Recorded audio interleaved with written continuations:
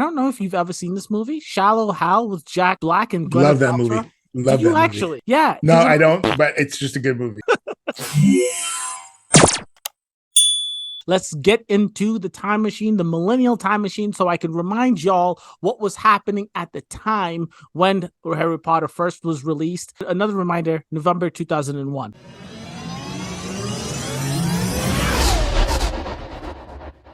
So, in the music world, the albums that released in November of that year, believe it or not, Michael Jackson released an album that year. Invincible, Britney Spears, who is now dancing with knives, God Save This Lady, Jesus Lord, released her album, Britney, which actually was a fucking banger. And then Pink was the other big album of that month of 2001, and it was Misunderstood, stood spelled with a Z, so it's misunder and with the Z stood. The movies that came out that month in November of 2001 was Monsters, Inc. I don't know if you've ever seen this movie, Shallow Hal with Jack Black and Gwyneth Love that Paltrow. movie. Love Did you that actually? movie. Yeah. No, I don't, but it's just a good movie. It's solid. It's a solid movie, but like when I was looking it up, because I've never seen it, and then I just watched the trailer just so I can understand what this movie was about. Ridiculous concept. Oh, there she is. There's Rosemary.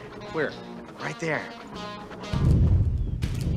Is she behind the rhino? 20th Century Fox presents. Haven't you ever heard the phrase that beauty is in the eye of the beholder? It's an insane concept, and I don't know with like body positivity if that movie would be allowed for these days. Is it worth the watch? Didn't the blonde woman do the same movie? No. Yeah, well, she did a movie where she hit her head and she saw herself different. Not that the dude hits his head or gets into an accident and sees other people different, right? Like, isn't seeing yourself different, isn't that like self-love versus seeing other different kind of like... Yeah, that's true. You're kind of an asshole. But like when I watched the trailer, I was like, oh my, this was they were making these kind of movies in 2001. Look how badass these people were. He hypnotized you. You're saying that all the pretty girls I've met lately aren't really pretty.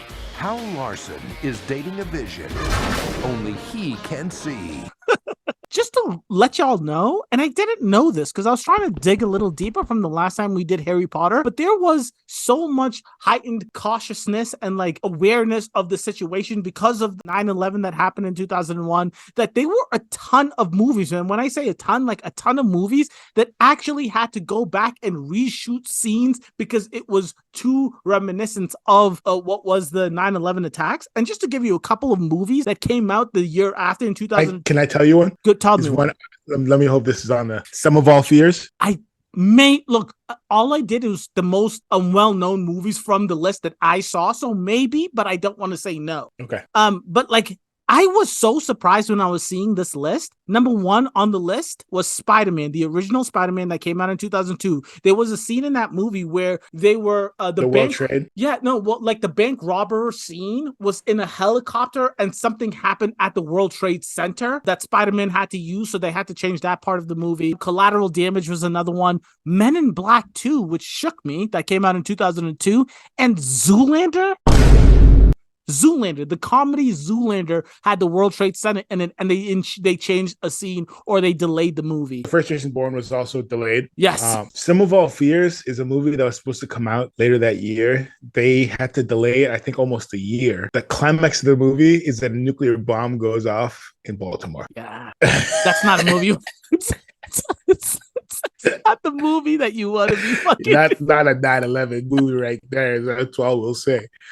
Yeah, let's not make that movie go out in 2001 after 9/11 plays a thing. Yeah, no. Television news, this is just per the usual. And I think these shows that I'm about to talk about have been the most popular for like at least 5 to 8 years. So if you've heard me say in the past, obviously, Friends, The West Wing, ER, and Survivor, the African version, were the most popular in 2001. And then in video game news, the Xbox was released in November along with Halo Combat Evolved. And I never mentioned this console in like maybe a decade, but the GameCube. Mumbury, did you play with the GameCube? Have you ever used the GameCube? Dude, Super Smash Bros. Melee. Oh, yeah, you're right. Oh, yeah, you're right. Excuse me. Yeah, it's because Mario Kart Double Dash, Super Mario Sunshine.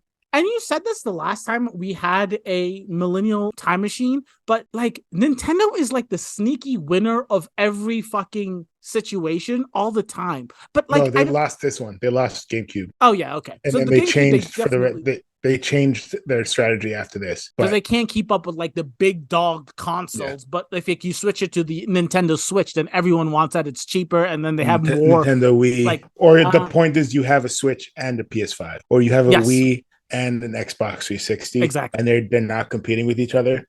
And Exactly. essentially, you buy the Nintendo console to play Nintendo games, then you buy the other console to play whatever. And then I just have to mention the books because part of this our Harry Potter like deep dive is that we're going to be doing both the movie and the books for the next 8 episodes that you guys see here. So I did just want to let you know that the top books of 2001 were The Corrections, Atonement, The Sisterhood of the Traveling Pants came out that year, which was huge.